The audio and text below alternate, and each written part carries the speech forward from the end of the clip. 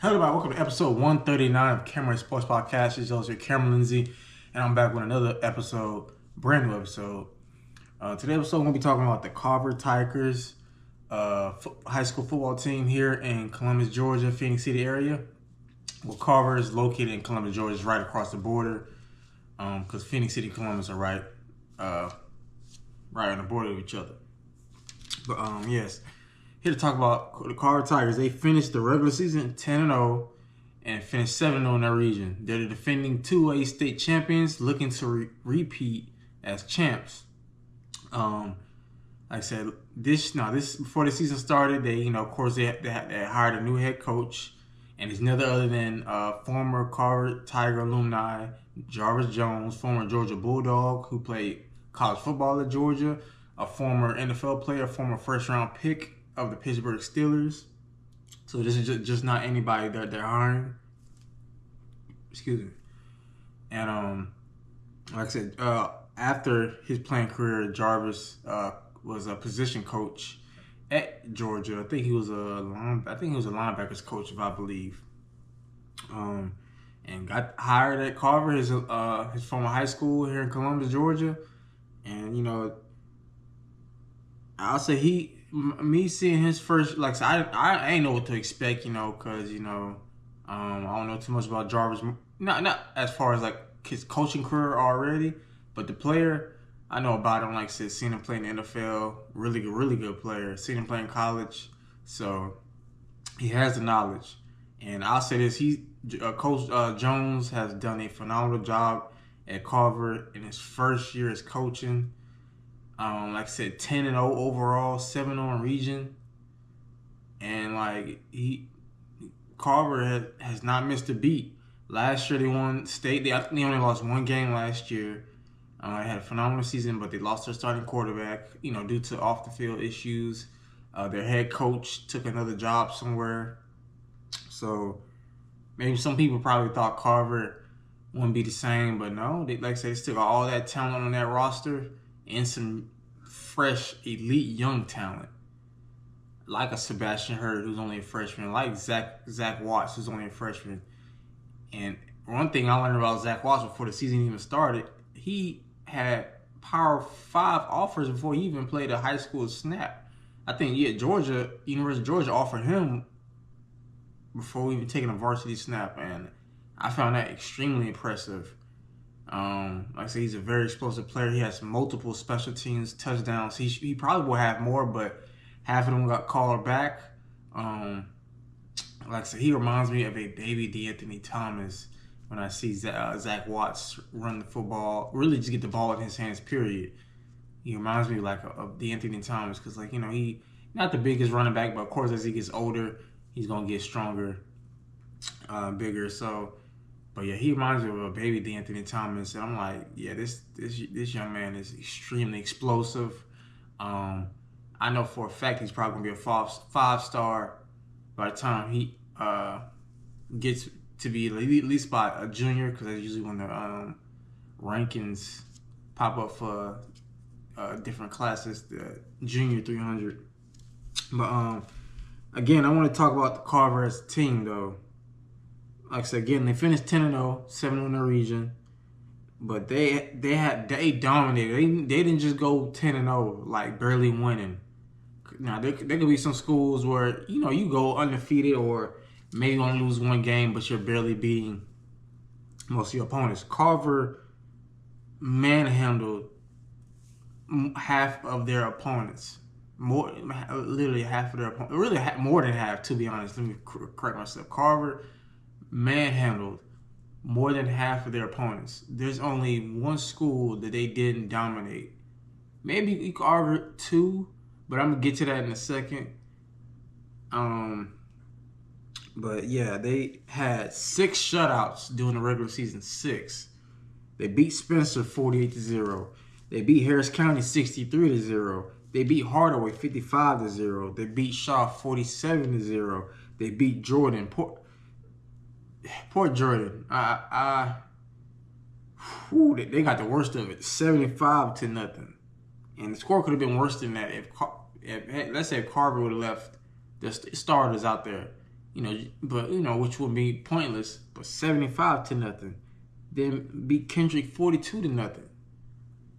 Like, that's 6 shutouts. Like, that's impressive. Like, their other wins, some teams may have scored a few points, but they still dominated them. Like, 6 shutouts, that's very impressive for this Carver team. That offense led by freshman quarterback Sebastian Heard, Zach Watts. They got a lot of other elite playmakers, upperclassmen.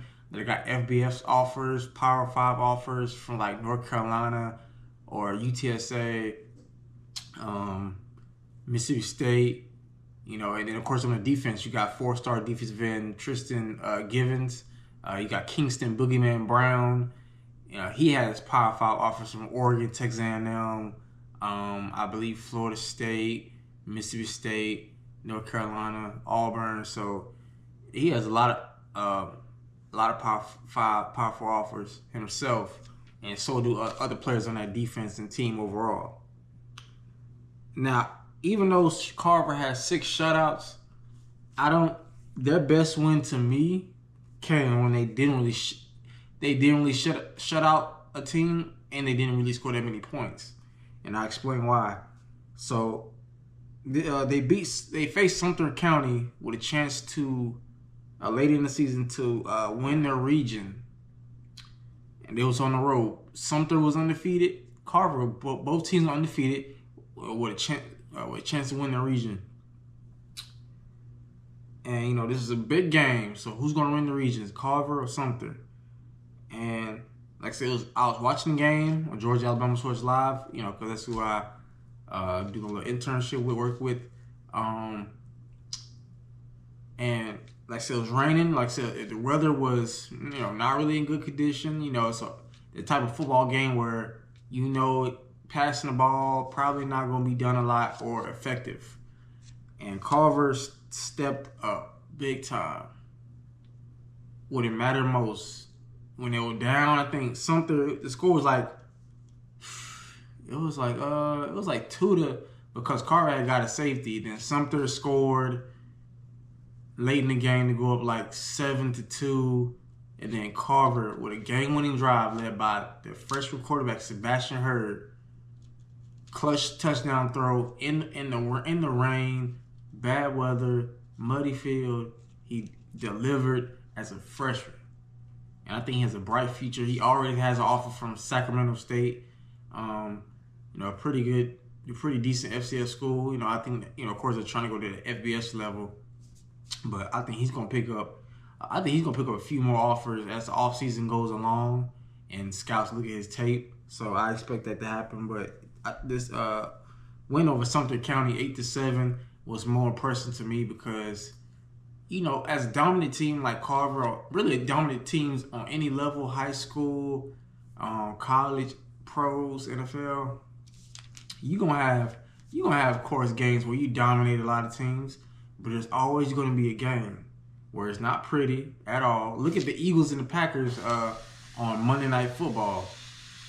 That game was ugly, 10-7, low scoring.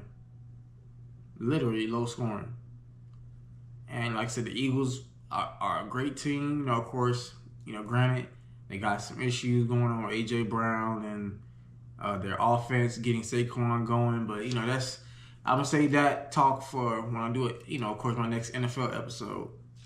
But as far as like high school, Carver's a great team. And when things weren't going right, Sebastian Heard turned the ball over a couple times. He didn't let that faze him. He delivered when it matters most. And that's what type of quarterback I would want, especially like whether I'm a head coach like Jarvis Jones. He has him a really great quarterback that doesn't let anything faze him.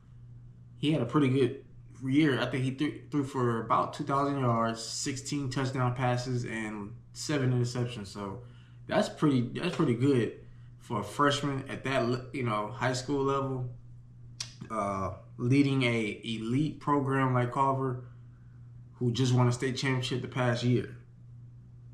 But yeah, that was their best win, 8-7 over Sumter County with the region championship on the line in rainy weather. I think that was their literally best win, and I enjoyed watching that game. It was low scoring, but it was a really good game. like I said, Sumter's a good team, so there's no shame in that at all. I would expect Carver and Sumter actually to meet in the playoffs again, probably the way the bracket looks. Now their worst win, I know you're thinking like if Carver went undefeated 10-0, 7-0 region, what's their worst win? You would think probably. I know you probably would think like I just said 8-7 over Sumter. No, that's not their worst win. So like I said, both teams were undefeated. So that, like they both had elite defenses, both offenses, were struggling in the weather. So I don't think that's a bad one at all. But their worst one, I think, when they played Northside, they won that game 31-12. And I know what you're thinking.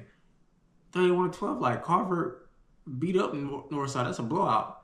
Yeah, technically the final score, but you ever seen games where you could tell like the game was closer than the score looks? This came down to that. I was watching the game a little bit. Like I said, Georgia Alabama Sports Live. Northside was hanging in with Carver. They was actually moving the ball pretty well. I think the game was close, probably all the way up until maybe late third quarter, early fourth quarter, something like that. I think that's when Carver started to pull away. But Northside actually gave Carver a pretty decent fight. I'm not gonna lie. I would think probably some players on Carver maybe agree, but like again, like I said, being a great team like Carver, you're gonna have some games where you should be dominating the team right from the get-go. And they didn't do that. Northside is not a bad team at all, regardless of what their record says. And it's really not that Northside's record is not that bad. It's better than it was last year, I think. But yeah, 31-12, that was their worst win. But again, Carver, as great teams do, find a way to win. Put your foot on their neck and finish them. You got to do that, and they did that. 31-12, like I said, that's their worst win. Now, I want to get into some key players for Carver. Like I said, these names I mentioned already in this episode. Defensive end / linebacker Tristan Givens. He's a Texas A&M commit in the 2026 class. He's a 4-star recruit. You got Kingston Boogeyman Brown. He's only a sophomore in the 2028 class. He has offers from, like I said, Oregon, Auburn, North Carolina, Texas A&M, Florida State, and Mississippi State. I'll probably miss some because he has already a good amount that it's going to take almost forever to list. But he's a very great player. It's the reason why they call him the Boogeyman, because if you're a quarterback and he coming at you, you're going to think a monster's coming at you, and your parents ain't going to be able to save you on that field coming out that stands. But Kingston, like I said, he's a very good player. I look forward to getting to know him more. Like I said, I will have him on the podcast as promised, because for an interview, and talk to him. He tell y'all his story. Like I said, about himself. You get to know him and find out why the reason they call him the Boogeyman. I definitely look forward to that. A great player like that, I think deserves people to know who he is. On the field and off the field. So, a great player, really great player. Also, again, another young player, Sebastian Heard, 2029 class, quarterback, freshman. Like I said, if I had to give Sebastian a grade, his first year starting quarterback, I'll give him an A. I'll give him a solid A or A-. Either way, you can't go wrong. But I'll give him an A, because I think he poised. Like I said, he been playing very well. About 2,000 yards passes, 16 touchdown passes, 7 interceptions. So that's a pretty good stat line for a first-year freshman quarterback at the varsity football level in high school. And like I said, I seen him literally lead a game-winning drive against an elite Sumter County team. And the throw he made was a very, very beautiful throw in the rain. And he did, like I said, no poise at all. Even throwing multiple picks, he didn't let that faze him. Now, another favorite player on Carver, like I said, besides Kingston Brown and Sebastian Heard, Zach Watts. Like I said, baby, DeAnthony Thomas. That's who. If I had a player comp, it would be DeAnthony Thomas. Like the build. I mean, maybe you could say Chris John. I mean, I don't know. Maybe when he gets older, and he's like in college or pros. But right now, like seeing the way he runs and built, I can see D'Anthony Thomas and Zachary. That's when I first seen him, his highlights, I said, first name popped up was D'Anthony Thomas. And I grew up watching D'Anthony Thomas when he was at Oregon. Very explosive player. Like I said, didn't work out in the pros, but it happens. But as far as college, D'Anthony Thomas was a beast, elite speed. So yeah, I think Zachary Watts has a bright future. Carver has a bright future with Sebastian Heard, Zachary Watts leading that offense. Then you got another young player, a sophomore, Kingston Boogeyman Brown. Like I said, he still got 2 more years there at Carver because he's a sophomore. So Carver's going to be competing for many years, especially led by their head coach, first-year head coach Jarvis Jones. So he's doing a great job. Now, for my predictions, will Carver repeat as 2A state champs? The first round matchup is against Redan, a 4-16. I think, like I said again, Carver has 6 shutouts this season. And like I said, I don't know too much about Redan, but I did a little research on them. Shout out to Max Preps. And Redan has been shut out 4 times this season. 36-0, 6-0, 50-0, and 20-0. So that's 4 times. Granted, I just said Carver has shut out teams 6 times this season. So a team, if I'm like I said, I may not know too much about reading, but I know that, and I'm not the best at math, but I know 6 is greater than 4. I know that for a fact. 6 is greater than 4. So if Carver has a history of this season of shutting out teams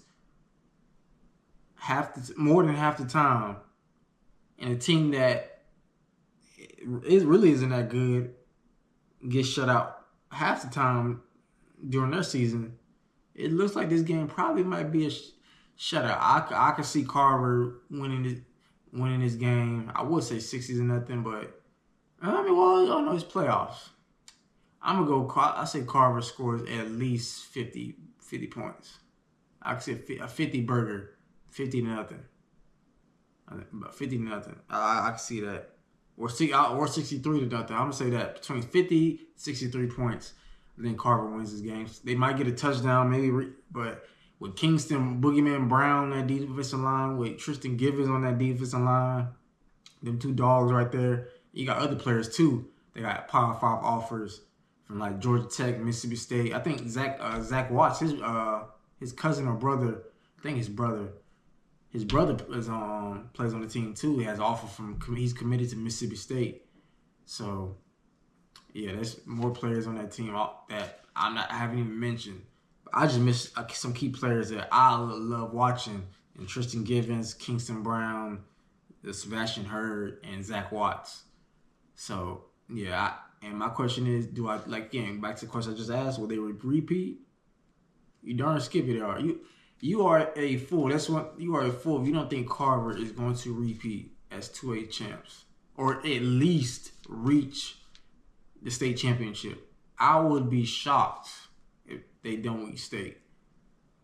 Even I know people think they got a freshman quarterback, Sebastian Heard, but I just said he led a game-winning drive against Sumter, an elite defense into a team that's very good. Now, could Carver lose to Sumter? Maybe in a rematch because that game was close, but you never know. Because again, it's hard to beat a team twice, especially if it's low scoring. But I got faith in Coach Jones, Sebastian Heard, Zach Watts, Kingston Boogeyman Brown, Tristan Givens, that whole team. Again, like I said, shutouts. They dominated this area. I'll say one thing: it's not even close. As far as Columbus area, who's the best school is Carver. They have dominated everybody, even teams that didn't shut out. Like I said, I know Northside played Northside and Shaw kind of played them the best, but Carver still mollywopped them.